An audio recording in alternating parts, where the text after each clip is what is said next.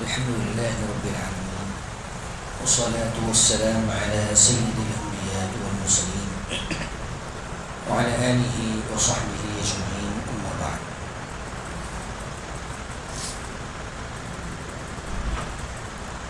محترم سامعین کرام، انشاءاللہ آج کے درس میں ہم جنت میں اہل جنت کو پینے کے لیے جو چیزیں دی جائیں گی اس کا ذکر انشاءاللہ کریں گے۔ اللہ سبحانہ و تعالی نے اہل جنت کے پینے کی چیزوں کا ذکر فرمایا ہے۔ چنانچہ اللہ تعالی نے فرمایا فیہا انہار من ماء غیر آسن وانہار من لبن لم يتغیر طعمه وانہار من خمرۃ لذۃ للشاربین وانہار من عسل مصفى ولہم فیہا من کل الثمرات۔ سورہ محمد آیت نمبر 12۔ اللہ تعالیٰ نے اس آیت کریمہ کے اندر یہ بات بتلائی کہ جنت میں پانی کی نہریں ہوں گی، اور جس کا پانی نہ تو گدلا ہوگا، نہ متغیر ہوگا، نہ بدبودار ہوگا، اور دودھ کی نہریں ہوں گی جس کا مزہ بدلے گا نہیں، اور اسی طریقے سے شراب کی نہریں ہوں گی، اور پینے والوں کے لیے وہ شراب فرحت بخش ہوگی، لذیذ ہوگی۔ اور اسی طریقے سے فرمایا کہ صاف و شفاف شہد کی نہریں ہوں گی، اور وہاں ان لوگوں کے لیے یعنی اہل جنت کے لیے ہر طریقے کے پھل ہوں گے۔ یہ جو مشروبات کا ذکر اللہ تعالیٰ نے اس آیت کریمہ کے اندر فرمایا، یہی مشروبات اہل دنیا کے لیے بھی ہیں، اور اللہ تعالیٰ نے ان کا ذکر اہل جنت میں اہل جنت کو دیے جانے کا ذکر کیا ہے۔ لیکن دنیا کے اندر یہ جو مشروبات ہوں گی، وہ مشروبات یا جنت کے اندر جو مشروبات ہوں گی، وہ مشروبات جس کے بارے میں دنیا والے جانتے ہیں، دودھ کیا ہے، پانی کیا ہے، اور اسی طریقے سے شراب کیا چیز ہے اور شہد کیا چیز ہے، لیکن یہ صرف نام میں مشترک ہوں گے۔ دنیا کے اندر بھی پانی کو پانی کہا جائے گا، اور جنت میں بھی پانی کو پانی کہا جائے گا، دودھ کو دودھ کہا جائے گا، اور اسی طریقے سے دنیا کے اندر شہد کو دنیا میں بھی شہد کہا جاتا ہے، اور جنت میں بھی شہد کہا جائے گا، لیکن اس کی جو حقیقت ہوگی، اس کی جو کیفیت ہوگی، وہ مختلف ہوگی۔ دنیا کی چیزیں، یہ مشروبات اس کا مقابلہ ہی نہیں کر سکتی جو جنت میں اہل جنت کو حاصل ہوگی۔ دنیا کے اندر یہ چیزیں ختم ہو جاتی ہیں، لیکن جنت میں یہ چیزیں کبھی ختم نہیں ہوتی، اور اسی طریقے سے دنیا کے اندر یہ چیزیں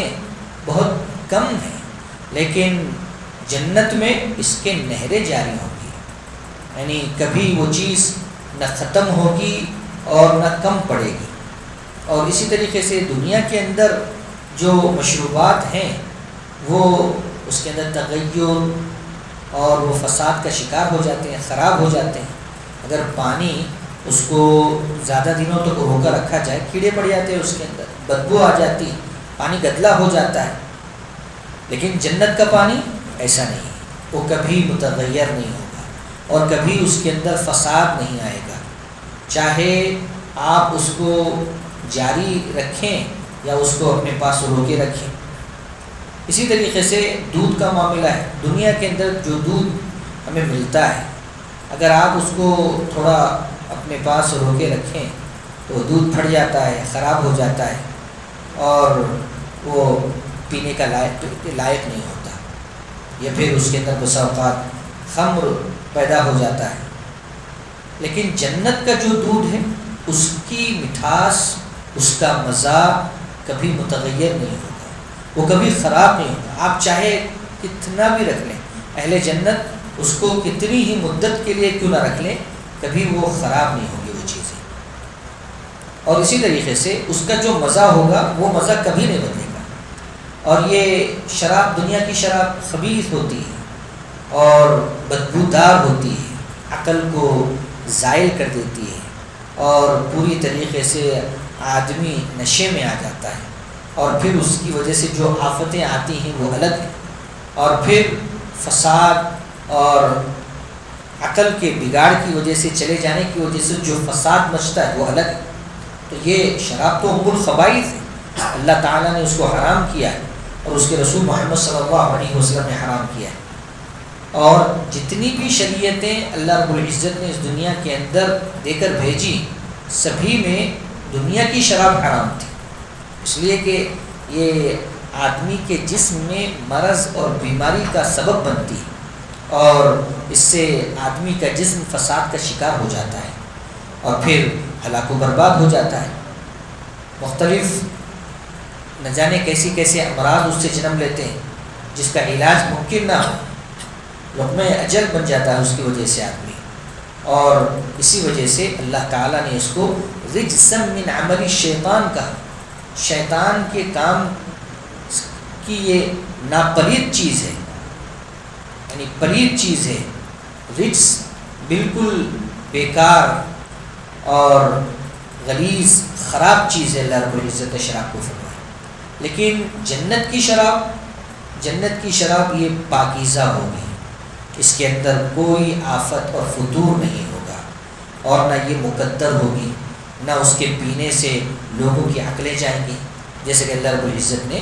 سورہ واقعہ آیت نمبر 19 میں فرمایا لا يصدعون عنها ولا ينزفون، نہ ان کی عقلیں معروف ہوں گی اور نہ ہی وہ نشے میں آئیں گے، اور نہ اس سے ان کو کچھ بیماری لاحق ہوگی۔ تو اللہ تعالیٰ نے دنیاوی شراب کے تعلق سے فرمایا کہ وہ آفتوں کی جڑ ہے، وہ خبیث ہے، لیکن جنت کی شراب کے تعلق سے فرمایا کہ وہ طیب ہے، پاک ہے، لذیذ ہے۔ فرمایا لذت للشاربین، پینے والوں کے لیے اس کے اندر مٹھاس اور اس کی لذت ہوگی، برخلاف دنیا کی شربت کے جس کے اندر کوئی لذت نہیں، اور چکھنے میں اس کا مزہ کڑوا، کری، ناپسندیدہ اس کی بو انتہائی خبیث، اور اثر کے اعتبار سے وہ انتہائی بری کہ آدمی کی عقل کو ہی معاف کر دے، اور پھر وہ کسی چیز کا فرق نہ کرے۔ اور پینے والے کے تعلق سے اسلام نے حد بتلائی کہ 80 کوڑے اس آدمی کو لگائے جائیں گے، 80 کوڑے اس کو مارے جائیں گے، اور جو شراب پینے والا ہے تو اس کی عدالت بھی اسلام قبول نہیں کرتا ہے، اگر وہ گواہی دے تو اس کی گواہی قبول نہیں کی جائے گی، اللہ یہ کہ وہ توبہ کر لے اللہ تعالیٰ کی جناب میں اور اس شراب کو چھوڑ دے، اس لیے کہ وہ مرتکب کبیرہ ہے، یعنی شراب پینے والا کبیرہ گناہ کا ارتکاب کرتا ہے۔ اور اسی طریقے سے جنت کی شراب یہ پاک ہے، نفع بخش ہے، لذیذ ہے، اور اس کے پینے سے جیسے دنیاوی آفتیں انسان کے اوپر آتی ہیں ویسے نہیں آتی۔ تو یہ صرف نام میں مشترک ہے کہ شراب، دنیا میں بھی شراب بولتے ہیں اس کو، لیکن آخرت میں بھی شراب بولتے ہیں، مگر یہ دونوں شراب میں زمین آسمان کا فرق ہوگا۔ اور پھر اللہ رب العزت نے اور ایک مشروب کا ذکر فرمایا، وہ ہے شہد۔ شہد سب جانتے ہیں دنیا کے اندر شہد کیا ہے، اور مشروبات میں سب سے زیادہ لذیذ اور نفع بخش چیز، اور جس کے بارے میں اللہ رب العزت نے قرآن مجید کے اندر فرمایا فیہ شفا، شہد کے اندر اللہ تعالیٰ نے شفا رکھی، اور اسی طریقے سے اللہ سبحانہ و تعالیٰ نے اس کو لذیذ اور طیب فرمایا۔ تو یہ جو شہد ہے، مشروب پینے کی چیز، یہ دنیاوی شہد ہے، لیکن جنت کا شہد یہ دنیاوی شہد سے زیادہ احسن اور بہتر ہوگا، اس کا کوئی مقابلہ نہیں۔ دنیاوی شہد تو اس کا مقابلہ ہی نہیں کر سکتا، صرف نام میں مشترک ہیں، ورنہ اس کی کیفیت اور اس کا جو مزہ ہوگا اس کے تعلق سے آدمی تصور ہی نہیں کر سکتا۔ اللہ تعالیٰ نے فرمایا من عسل مصفی، پاک صاف شہد ہوگا، اس کی نہریں اللہ رب العزت جاری کرے گا، جس کے اندر کوئی یعنی کدورت نہیں ہوگی، وہ انتہائی صاف و شفاف ہوگا۔ یہاں دنیا کے اندر بھی آدمی جب شہد نکالتا ہے تو اس کے اندر بہت ساری چیزیں مل جاتی ہیں، شہد کا چھتا، پھر اس سے نکالو، نکالنے کے بعد اس کی صفائی کرو، یہ ساری چیزیں ہوتی ہیں، لیکن وہاں پر اللہ رب العزت کے پاس جو شہد ملے گا بالکل صاف شفاف شہد ملے گا، کوئی اس کو مطلب صاف کرنے کی ضرورت نہیں ہوگی۔ یہاں دنیا کے اندر شہد بہت قلیل ہے، اور اصلی شہد تو بہت خال خال ہی ملتا ہے، اور آدمی کو شہد لیتے ہیں لیکن اعتبار نہیں ہوتا کہ صحیح ہے یا غلط ہے، لیکن آخرت میں جنت کا جو شہد ہوگا وہ بالکل خالص شہد ہوگا۔ اللہ رب العزت نے فرمایا وَأَنْهَارٌ مِّنْ عَسَلٍ مُصَفًّى، اور یہ قرآن مجید کی آیات کی عجائبات ہیں۔ اللہ تعالیٰ نے فرمایا کہ جنت کے اندر یہ نہریں اللہ تعالیٰ جاری کرے گا اور یہ نہریں بہتی ہوں گی اور اہل جنت کو ہمیشہ وہ سیراب کر رہی ہوں گی، جیسے دنیا کے اندر اللہ رب العزت نے اپنا ایک معجزہ یعنی مائع زمزم کا جو ہزاروں سال سے اپنے پانی کو یعنی اپنے پانی سے لوگوں کو سیراب کر رہا ہے اور اس پانی میں کبھی نہیں واقع نہیں ہوئی، تو اسی طریقے سے اللہ رب العزت اپنے ان نہروں کو ہمیشہ ان کے لیے جاری رکھے گا۔ عبداللہ بن عباس رضی اللہ عنہ فرماتے ہیں لیس فی الدنیا مما فی الجنت الا الاسماء، دنیا کے اندر یہ جو مشروبات آپ کو مل رہی ہیں یہ نہیں ہوگی وہاں پہ، یہ تو صرف ناموں کے ذریعے سے پہچاننے کے لیے کہ آپ وہاں جانیں کہ یہ پانی، یہ دودھ اور یہ شراب اور یہ اسی طریقے سے آپ کا شہد، یہ آپ کے ذہن میں تصور ہے، ورنہ اس کی مٹھاس، اس کی لذت، اس کی کیفیت،